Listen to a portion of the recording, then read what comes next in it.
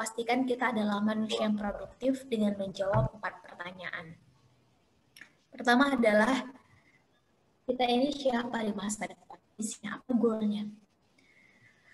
Dan yang namanya masa depan 5 menit lagi juga masa depan, teman-teman. 1 jam lagi juga masa depan, besok juga masa depan, tahun depan juga masa depan. Segera tentukan targetnya. Kira-kira teman-teman ini siapa? 3 tahun ke depan, 4 tahun ke depan, 10 tahun ke depan. Coba lagi. Apa visinya? Karena orang-orang produktif itu they always start from there. Tujuannya kemana? Jadi nggak hanya sekedar ikut sekarang yang lagi hype kira-kira apa.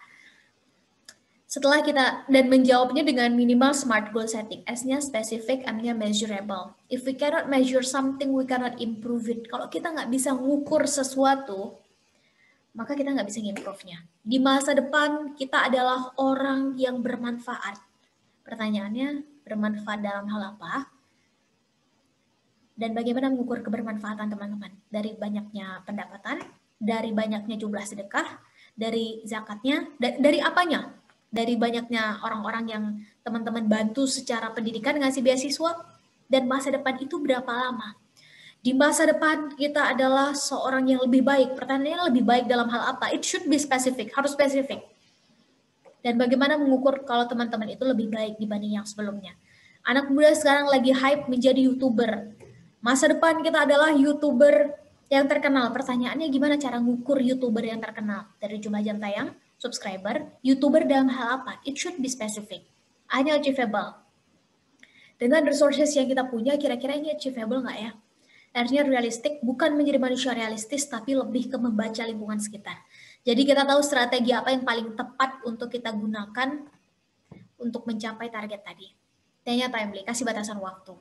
Bedanya orang yang bermimpi dan bercita-cita adalah orang yang bercita-cita setidaknya bisa menspesifikkan semuanya. Orang yang bermimpi, ini semuanya masih general. Bisa iya, bisa enggak? Ya karena masih general. Setelah ini ketemu teman-teman, segera temukan motivasinya. Dan ini bagian yang nggak boleh hilang. Kalau bagian ini hilang, ini ke depan rentan untuk nggak konsisten. Nanti balik lagi ke yang sebelumnya. Nanti udah mulai leyeh-leyeh lagi, mulai jenuh dan lain-lain. Pastikan kita nemuin motivasi yang besar dalam diri, namanya fire in the belly. Dan yang namanya motivasi, ini harus muncul dari diri sendiri, teman-teman. Nggak ada motivasi muncul dari orang, itu nggak ada. If we gather, kita ngumpulin all the best mentors all over the world, kita ngumpulin mentor-mentor terbaik di seluruh dunia. We gather all the best motivators all over the world, kita ngumpulin motivator-motivator terbaik di seluruh dunia. We gather, kita ngumpulin buku-buku self-improvement dan self-development terbaik di seluruh dunia, kita baca, tapi motivasi nggak muncul dalam diri kita, ini percuma. Masuk kuping kanan, keluar kuping kiri. Motivasi itu mulai dari diri sendiri. Dan alasan seseorang punya motivasi besar, ini cuma 3. 1, rasa sakit yang dia miliki.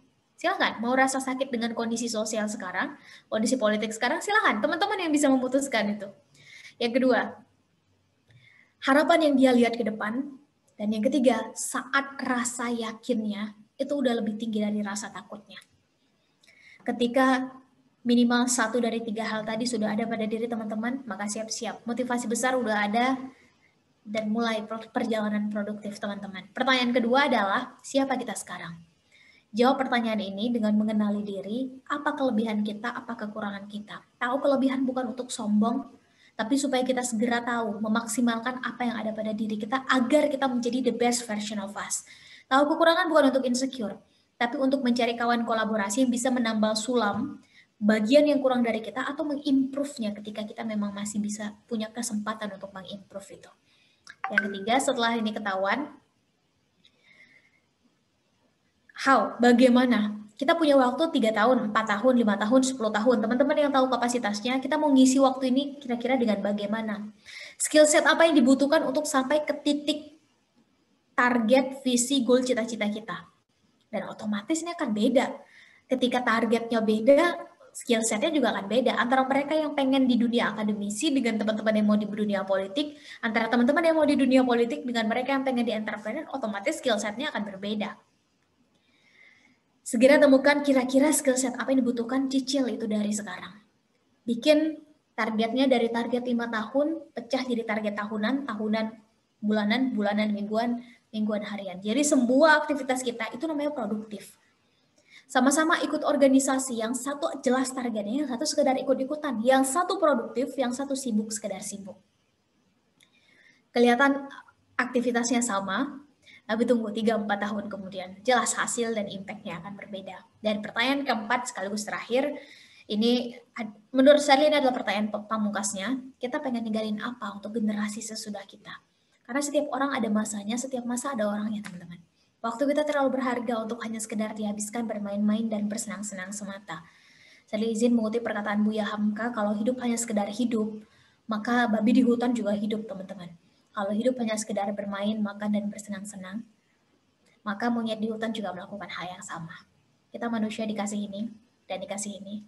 Ayo kita pastikan kita mengkolaborasikan keduanya, maka siap-siap gebrakan-gebrakan besar juga bisa kita lakukan. Toh Hasan Al-Banna juga bilang, gak ada perubahan besar di dunia ini tanpa ada derap langkah anak muda di belakangnya.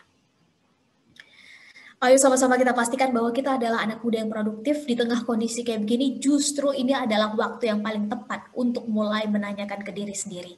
Karena biasanya kita disibukkan dengan banyak hal, sekarang justru waktu yang paling tepat untuk merenung, untuk bertanya ke diri sendiri.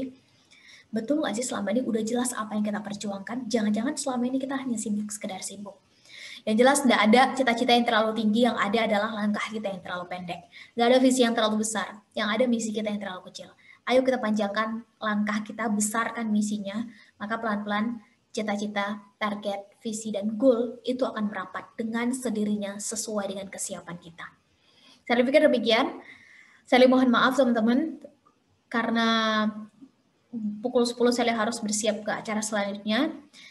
Karena mungkin kendala teknis, jadi ada banyak sekali keterbatasan di pertemuan kita di pagi yang berbahagia ini. Semoga ada hal baik dan positif setidaknya bisa teman-teman ambil. Yang tidak baik ditinggalkan aja bersama Shirley. Semoga COVID-19 ini selesai, nanti kita bisa silaturahim dan bertemu secara langsung. Amin. Tetap sehat teman-teman, tetap jaga protokol kesehatan. Saya serahkan dulu ke moderator. Saya pamit undur diri. Assalamualaikum warahmatullahi wabarakatuh. Silakan moderator.